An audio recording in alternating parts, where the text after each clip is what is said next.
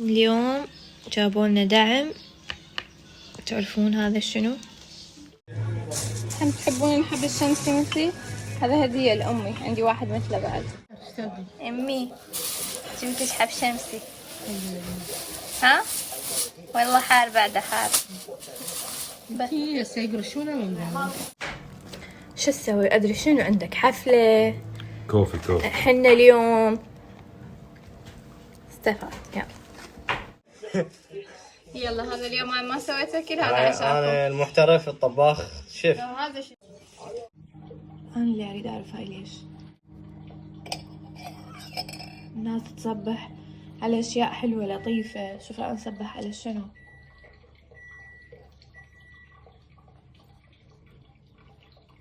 شنو هسه مخترع الذرة يعني؟ هذا ملح باللوري. باللوري؟ وين الملح البلوري؟ يختلف عن الملح عاد، كان ملح عادي بعد شلون صار؟ وين؟ هو عبارة عن بلورات بلور. مرحبا حبايبي، شلونكم؟ شخباركم؟ ان شاء الله تكونون بخير. اذا اول مرة تشوفون قناتي يا ريت تضغطوا لي لايك واشتراك وتفعلون الجرس. طبعا مثل ما تشوفون مثل كل يوم لازم اصحى يعني اقعد من النوم على اشياء تخبل يعني مثل ولدي. بس ما عليه، اليوم راح نسوي مرقة باقلة. طبعا تريقنا وما لحقت اصور لكم.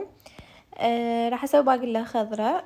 ثرمت الباقلة ناعم وحمست هنا بصل ولحم وشوية ثوم، يعني ما اخلي لها ثوم هواية. شوفوا هيجي لازم يصير ثرمها ناعم. طبعا هي هسه لأن موسمها وكتها حلو فقلت خليه اسويها، ويعني بصراحة احنا هم نحبها. اني حمستها هاي المثرومة وخليت فوقها من هذا الأكياس المجمد يصير، واخلي وياها نمي بصرة مطحون واظل احمس بيها. شوفوا شلون تصير، عبالك حلاوة والله، مو عبالك مرقة. كلش احبها هاي المرقة بالموسم مالتها، واللحم هنا ثرمته ناعم وياها على مود تطلع اطيب وبنفس الوقت اسرع.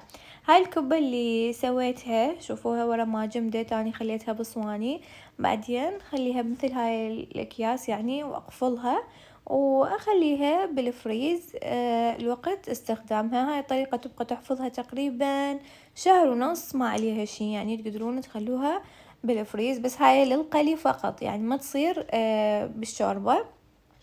طبعا هاي الطريقة لبنانية مو طريقتنا العراقية، اعرف احنا طريقتنا تختلف. وخلينا نرجع لمرقتنا هسه.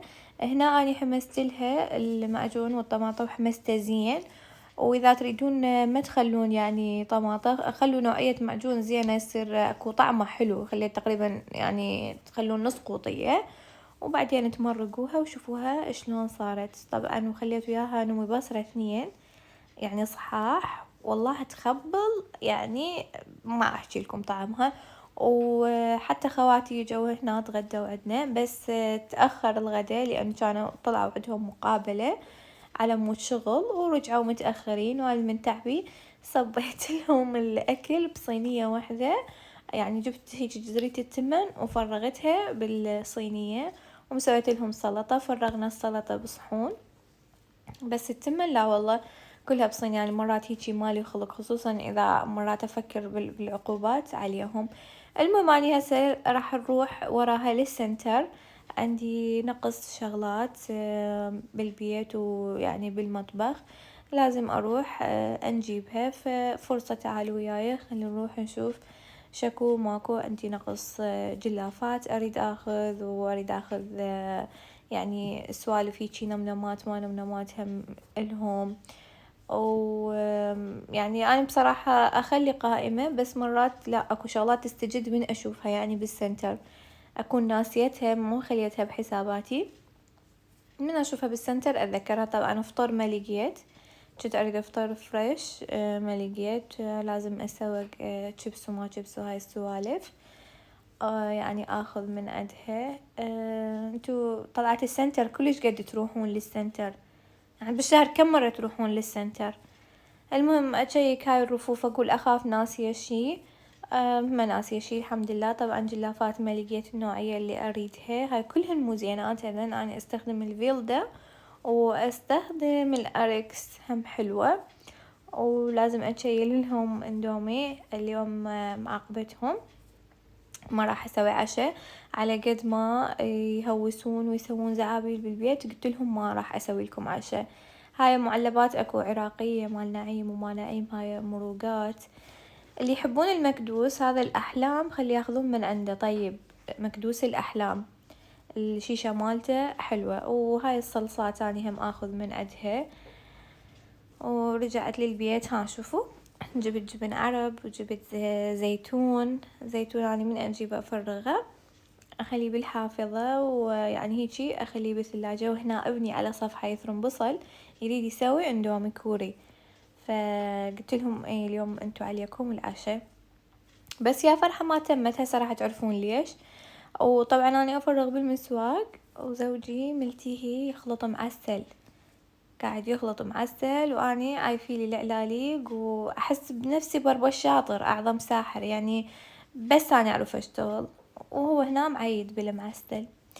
هل احكي لكم هم عن هاي الصلصة، هاي السراتشا اللي نكهة الثوم وفلفل حار يصير بيها.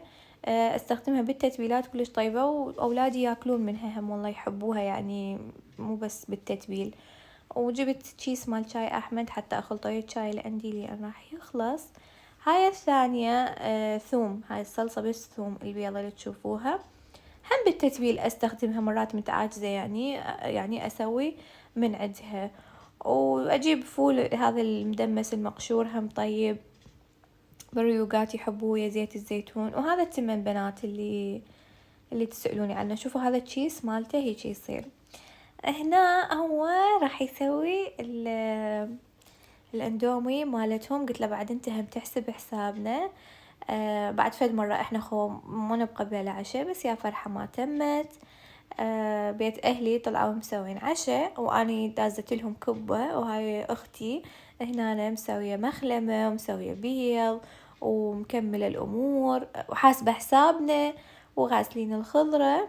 طبعا احنا تعرفوني اللي متابعني يعرف انه احنا لازم اكو خضرة بالبيت. المهم وقعدنا تعشينا الحمد لله والشكر، وكانت لمة حبايب حلوة مكانكم خالي. وامي جابت لنا روبة هم من بيت وافي تخبل اني احبها، بس اني اشيل القشوة اللي على الوجه بعدين يلا اكلها. ولهنا خلص فيديو اليوم حبايبي، اتمنى تكونون استمتعتوا ويانا. باي.